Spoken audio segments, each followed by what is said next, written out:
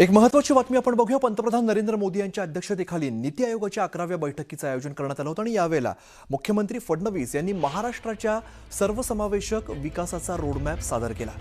2047 पर्यंत $5 ट्रिलियन अर्थव्यवस्था उभारण्याचं उद्दिष्ट ठेवण्यात आलंय। राज्यातील सर्व विभागांनी 2029-30 पर्यंतच्या कालावधीसाठी कृती आराखडे तयार केलेले असून शाश्वत विकास उद्दिष्टांची वेळेत पूर्तता करण्यावरती राज्याचा भर देण्यात येत असल्याचं त्यांनी सांगितलंय।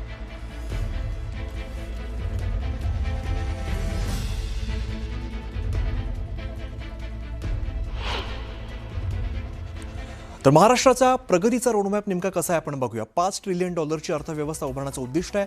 प्राथमिक उच्च शिक्षणात व्यापक सुधारणा, नवी मुंबईमध्ये एज्युसिटी उभारणार आणि 2 कौशल्य विकास, स्टार्टअपला चालना, 1.25 लाख उद्योजक घडवले जाणार आहेत। आरोग्य क्षेत्राचा विस्तार, 11 नवीन शासकीय वैद्यकीय महाविद्यालय उभारली जाणार आहेत। तसंच महिला सक्षमीकरणाला गती दिली जाईल। 1 कोटी लखपती दीदी बनवण्याचं लक्ष्य आहे।